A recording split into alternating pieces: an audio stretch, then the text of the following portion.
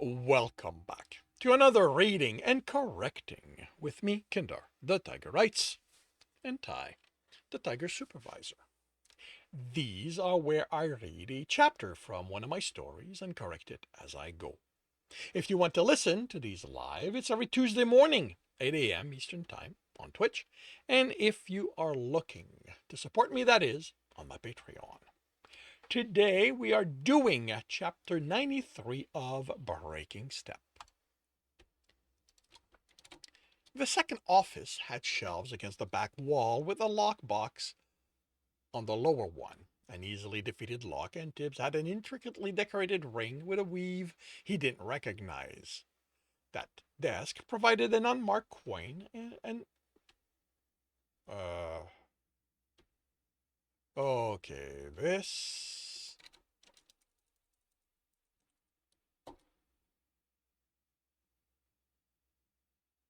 needs to be reworked. Second office, and I'm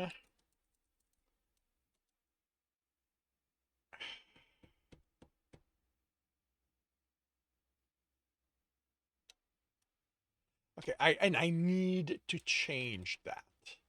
Is it if it lock?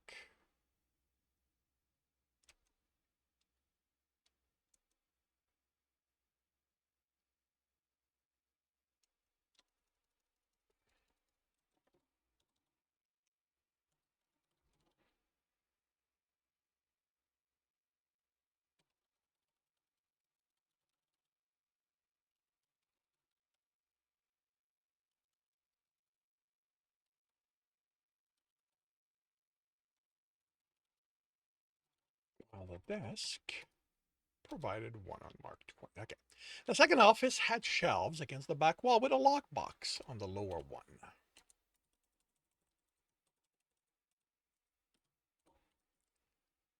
An easily defeated lock, and Tibbs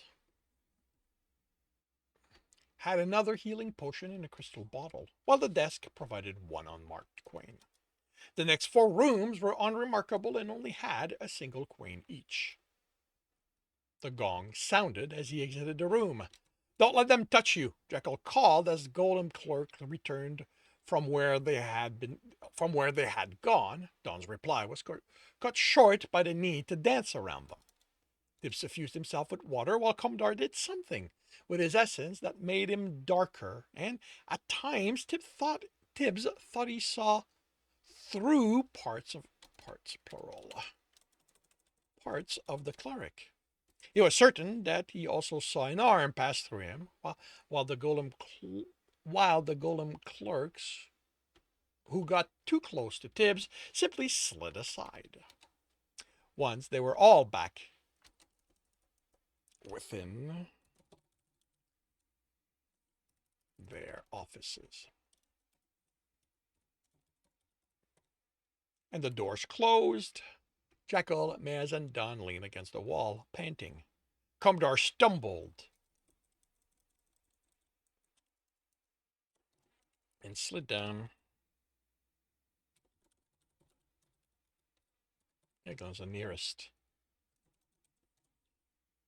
one. As the darkness left him, his skin was pale. Tibbs was at his side. "I'll be fine," the cleric said, his voice strained. His essence was thin, as if most of it had leaked away. "I simply did not expect this to be quite so exhausting." "What did you do?" Tibbs gently let his essence flow into Commodore and decided not to mention that what the cleric had done hadn't been tiring. It had nearly killed him. "I pushed myself further than was wise." "That's not what I mean." Tibbs tried to keep his tone neutral. "I saw an arm pass through you. Merely the edge of me." Some of the color was returning to him. "Altering more than that was not possible, and simply that has left me in the state you see me in." "But what did you do?" Commodore smiled and patted Tibbs's shoulder. "I feel it is wiser not to explain. Should I do so, you will then attempt to recreate it without care for the consequences to yourself." "I saw you do it," Tibbs insisted. The cleric's smile broadened. "But you do not know what the it is." I'll figure it out. So it's safer if you tell me how I should do it. Commodore laughed. No, it is not. Tibbs considered stopping the flow of his essence. A threat will not make me more inclined to tell you. I'm not going to do it, Tibbs muttered. I'm not going to let you die doing this. How is your reserve? Tibbs could sense there was a lot there, but he didn't know how that compared to it being full. There was too much variation between his friends for him to keep track. Higher than I expected, considering how exhausted it has left me. What you did used your essence, life essence. That's what you feel lacking. I see. He closed his eyes. As I have no way to judge how much of that essence I have, there is a danger I will kill myself if I attempt this too long. Tibbs nodded and added, Yeah, I thank you for the warning. If you tell me how to do it, I can work out how much it uses. I can sense my reserve, and I have a lot of it, so I wouldn't be in danger. Kumdar smiled. You are certainly right, but I will not risk your life on you miscalculating what cost the experiments would demand. Too many depend on you. Are you two okay? Jekyll asked, still sounding winded. We are, the cleric replied, pushing himself to his feet. Anyone need a purity weave to catch their breath? Tibbs offered. The others shook their head. With the golem people in there, Jekyll said, how do we handle the other rooms? There's a danger the golems will attack as soon as the door is open, Don warned. Or they'll follow the same trigger as when they walk in the hall, Rez said. We won't know until we open the door. Did anyone know how long it was before the second gong? Don asked. I thought you'd do it, Jekyll replied. I can't keep time in my head. The time it took for the 6 rooms, Tib said, trying to get a sense of how long that had been. Is it important? Mez asked. If it's consistent, Don said, it will tell us how long we have to go through rooms without interference. Hey, Dungeon! Jekyll called to the ceiling. How about you put those time shields down here? Like you have on the 3rd floor? Stop making our lives so abyss hard. He doesn't know I can hear him, Still said defensively. Plenty of runners do the same. I am well aware of humans' need to believe they can exert their will on things they have no control over. You are not the first I have had to bring back into line. If there are so many of us, Stowe grumbled, maybe it's because the rules are stupid. Rules are there to protect you from yourself, the them stated. Sure, Stowe replied derisively. Tibbs let the water move through the lock, hoping for more from them. When the silence stretched, he focused on what he sensed. It isn't locked. Are the others? Don asked, and Tibbs tested the next 6, shaking his head when he returned. Then this aspect might be like... Okay. All right. Okay. My co-scriptor pointed that this is very much a modernism. And I think that it's a modernism because of how general it is. Well, it's going to be modernism. But I think I can make it more fit by narrowing the scope. So instead of real office, and I think it would also add credibility to still doing it by linking it directly to the guild. This might be like with the guild.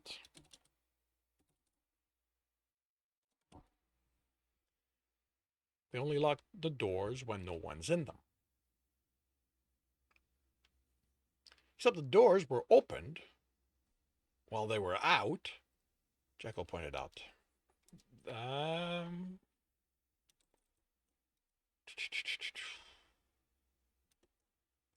Okay, actually, Jekyll...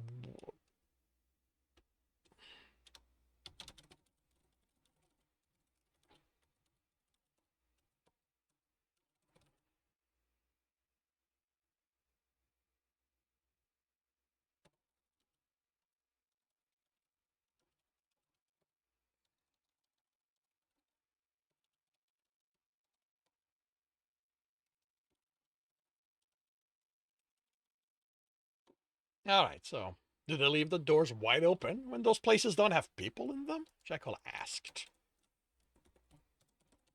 Because if there's definitely a point, is that Jekyll would not be that knowledgeable on that level of things. That's yeah. I think part of the issue was how broad I made the knowledge. Dawn, I can sort of get away with him knowing that level of things. Jackal, absolutely not. Um, no. The the sorcerer hesitated. Maybe that's an aspect the dungeon doesn't know about. After all, I doubt anyone's been talking in details about how the guild works during their runs. The locks aren't going to stop anyone. Okay. I can give Tibs a bit more. So these locks aren't going to stop anyone. And a lot of things will have to be reworked because by making it specific to the guild, I mean, I can probably bring it down. Some of it, some like the merchant discussion can probably stay because it's so long as I bring it down to just Craggle Rock. These locks aren't going to stop anyone. Tibbs, Tibbs said,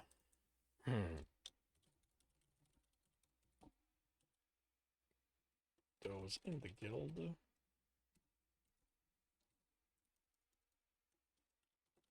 A lot tougher. And he could have sensed the locks. That's how he would know they're tougher. Um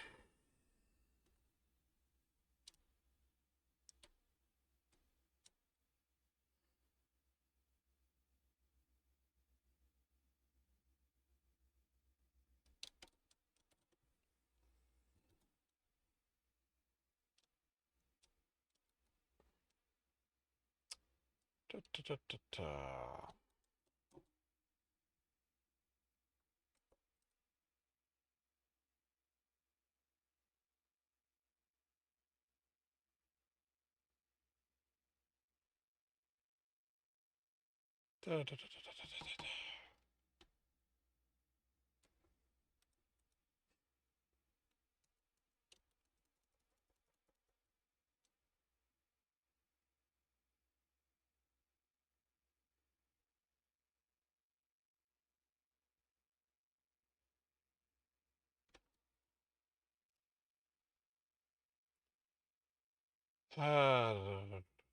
If it looks open.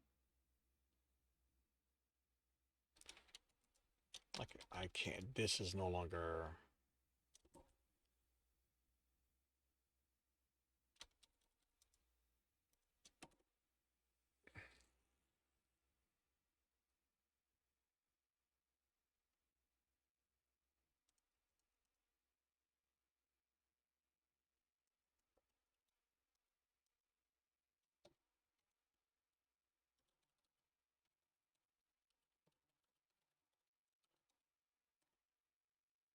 There we go. Okay. These locks aren't going to stop anyone, Tip said. Those in the guild are a lot tougher. He looked at the others. Do I open the door? We aren't getting the loot otherwise, Jekyll said, grinning. And Mez readied his bow.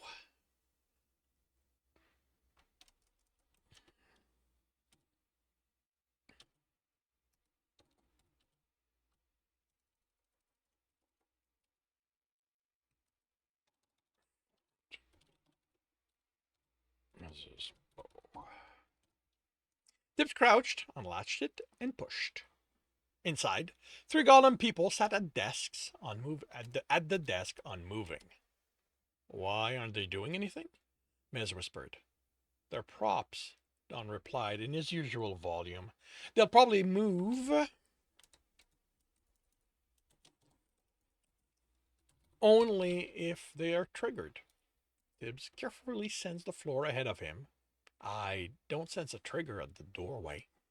I'm ready. Mez pulled on the bowstring and the arrow flared. Tibs stepped in and waited. Should I shoot them? Mez asked when they didn't react. Wouldn't that trigger them? Jekyll asked. What would a thief do in a situation like this, Tibs? Don asked. Get out? The one behind the desk is looking at me. A real person would be screaming for the guards. It's possible they are on the same trigger as when they exited the rooms, Don mused. Can you get the pouch without touching them? Tibs studied the space around the desk and judged what he'd have to work with behind the chair. Even if there was a safe, he could work around that. So long as they don't move, it'll be easy. How about the cash? Jekyll asked. If there's one, it'll be the safe, and that's against the wall, so yes, I'll be able to get that too. Jekyll gave a nod, but Tibs realized he had a potential problem. Normally, he'd go against the wall to keep his distance, but that would take him off the scuffed path on the floor. Would that trigger them? I'm going to test something. Mez, be ready. He stepped onto the polished floor. Was something supposed to happen? The archer asked. Looks like the path is just for the looks of things, Tibs said, remaining against the wall as he moved. There was a safe, and he started with it. Unlocked and untrapped, it revealed papers, one of the quill-like cylinder, and a stack of copper coins. He had closed the door when he frowned. Was he really dismissing them just because they were copper? In his pouch they went. He stepped over it and reached for the top drawer. He paused as he noticed the pouch at the golem clerk's belt. It was the same one he'd found. It was the same as the ones he'd found in the drawers before. He couldn't remember if any of those walking the hall had them. All 3 drawers opened easily. None of them contained a pouch. We have a complication, he called, watching the golem for a reaction. The pouch is on his belt. Can you get it without touching them? Jekyll asked. It's on its belt, Tibs repeated. Does it look to have coins? Don asked. Some have been empty, he added in a defensive tone. He hadn't paid attention to how they'd rested in the drawer, but the leather was supple. If this one hung low, and the bottom pulled on the knot. It does. I can put an arrow into it, Mez said. Golem people crumble when they die, Jekyll replied. Won't it only leave coins then? There was a pause. We need the blank ones for the boss room, don't we? He added defensively. I worry when you make sense, Don said. Try it, Tibs, Jekyll said. On it. The top of the pouch went under the belt before the string keeping the opening closed were looped and tied around it. Pulling on it would alert the golem. Unlike the pouch most of the townsfolk had, this one was made of one piece, so no seam to cut. How tough was the leather? It seemed normal enough to incense. Mez, Don, Cumdar, be ready for them to move. He made a metal knife with as thin an edge as he could, adding a filigree of dew. He thought Faye might help too, but Don's warning came to him. He wouldn't be able to slip the knife between the pouch and the golem as it was, so in a quick motion he grabbed it and cut it off. Bouncing aside to avoid the chair screeching back, landed Tibs on his side. It was pulling a sword from a too small scabbard on its other side as its head and shoulder were engulfed in a fiery explosion. More chairs screeched, then the smell of corruption filled the room. Tibs? Jekyll called in the following silence. What happened? Tibs raised his hand so the pouch was visible above the desk. The pouch only crumbles if it's still on them. I cut it off before Mez destroyed it. I'm pretty sure the point of the room is to test your skill at getting them without being noticed at all, Don said. Rogues? Tibs replied, standing. Cheat! The pouch contained 3 coins. This does simplify things, Mez said. He gets in the other room, pull the pouches off, and we kill them before they can do anything about it. You killed them, Jekyll said, disappointed. The archer patted the fighter's shoulder. I'm sure the dungeon will give you something to fight soon enough. They might not all react this way, Dawn warned. Only on the next run, Tib said, exiting the room. How does he know that? The them demanded as Dawn stared at him. The dungeon only makes changes after we find ways around this test, Tibbs explained. Hopefully it would keep Stowe from having to come up with a reason. Quigley's team could have gone through this building before us. RBL's is rogue. She's good, but she's direct. If she did this, she found a way to get the pouches off without being noticed. And she'll have figured it out. Tibbs grinned. I'm not that patient. Also, if she'd done like I did, the dungeon would already have changed how the rooms work. Dawn studied him. Don't take for granted things can't change on you. I won't, Tibbs replied. He didn't have to. The them had confirmed he was right already. The next room got them 3 coins this way, and the second had a cabinet, which Tibbs opened after the golems were dealt with, earning them 1 of each of potions in the crystal bottles. In the next one, Tibbs stared at the clearly empty pouch on the belt and decided to test something.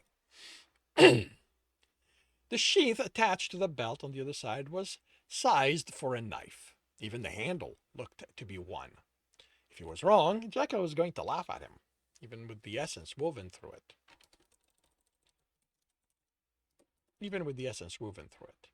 Like all good sheath, it had slits for the belt to pass through and hold it. Or, since everything about the golem was dungeon made, it might be part of the belt, so they wouldn't be able to sell it. But first, he needed to get it. Ready? He called. Been for a time, Mez replied. As soon as the knife was under the belt, the golem stood, pulling him up. He grabbed the sheath as the fire exploded behind its heat uncomfortable. Then the golem's punch had Tibbs' head ringing as he staggered and fell. Before it could attack again, it exploded. Tibbs, what happened? Jekyll called. He raised his hand to show the scabbard and belt, then noticed the pouch still attached to it. He grinned. That doesn't look like a pouch, the fighter said. Tibbs suffused himself with purity, then stood. He grabbed the pommel as he approached and pulled. It shifted in his hand, and he almost dropped it as it became thicker, and he eventually held the sword. The others stared at it with a lack of comprehension that amused Tibbs. Extra loot, he said, grinning. That's not something they're supposed to get, the Tibbs said angrily. Rogues cheat, Kenny said. And this one is cleverer than most, Stowe added. We'll think of something and add that to the changes for tonight, Kenny said. We could attach the pouch to another place, Stowe mused, force them to choose between getting the swords and not having enough coin to unlock the boss room, or sacrifice the loot for a larger price. They've all worn something like that, Mez said as Tibbs silently thanked Stowe for the information. At 1 per room, that's a lot. That's a lot of them, Tibbs said. Mez nodded. And knowing what you're doing, I can make sure I don't miss next time. Jekyll rubbed his hand together. Let's get us all the loot. Tibbs stared into the darkened space behind the door. Instead of an office, this door had stairs going down. They were somewhere behind the stairwell in the lobby, Tibbs thought. He'd lost track of how many swords they'd collected on the way.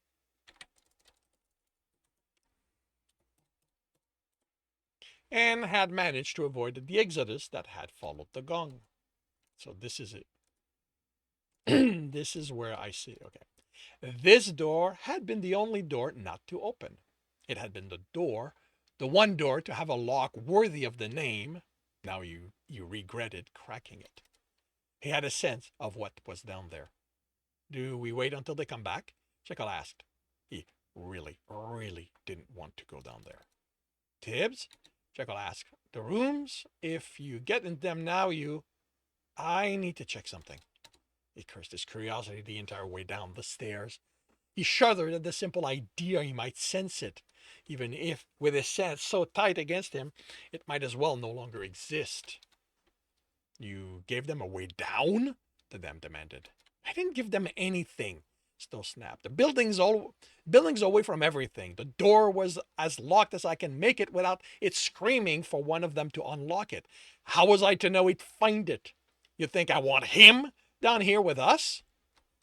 I think him being down here might work out for the best, the dam said, as Tibbs tentatively stepped along the hall. Why? Stowe demanded suspiciously. It would remove him before he can cause you actual problems. It's not part of the test, Stowe exclaimed. If that thing kills him, it's not worth anything. It's not like I bested him. Like you could, the dam sneered. I can, he isn't. Stowe, shut up. The walls were rough, were unfinished stone. Whatever the plan had been for this hall, they hadn't gotten to finish it. And because Stowe hadn't planned on anyone coming here, he hadn't done anything about it. He really should turn around and leave. The door frame became visible on the right wall in the distance, and Tibbs told himself that was far enough. He'd seen it. He didn't have to get any closer. Only his feet weren't obeying. Unlike the walls, the door frame was finished with intricate designs. He made out arcanus among what might be nothing more than decorations. It might have a weave, and he nearly extended his sense, then pulled it in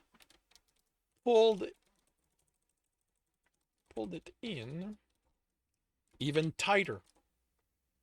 He could now sense the wrongness emanating from behind the walls there. No, well, singular, it's just the wall there. We shouldn't be down here, Don whispered, and Tibbs startled. He turned to glare at the sorcerer and found the entire team with him. Jekyll held a crystal, and Tibbs realized it had to let light out for them to see. They all looked worried and actively avoided looking at the door. Can you sense it? Tibbs whispered. Jekyll shrugged, didn't look convincing. I don't know if I'm sensing anything, Don answered, the concern audible in the low voice. But there is something very wrong here. Shouldn't we see what's there? Tibbs asked, knowing it was the worst idea he'd ever had, but... Genny, what happens if they open the door? Stowe asked, more curious than concerned. They die, the dam answered with satisfaction. Yes, I know that, Stowe replied harshly, but I'm just down the hall from them. What happens to me if they open the door? The them's silence was ominous. Tibbs looked at the door and swallowed. There had been no doubt in the dem's voice about what would happen. I think Don's right, he whispered, forcing his feet to back away. We really shouldn't be down here. His feet finally obeying him. It took all his willpower not to simply run and leave everyone behind. And that concludes chapter 93 of Breaking Step. If you are enjoying this, please leave a like. If you want to know when the next chapter is going to be up, subscribe and hit the bell. If you want to read the story, it is up for free on Royal Road. If you want to read ahead of that and support me in the process, that is on my Patreon, where we are about 20 chapters ahead. And if you want to listen to these live, it's every Tuesday morning, 8 a.m. Eastern Time on Twitch. And with that, I shall wish you a good day.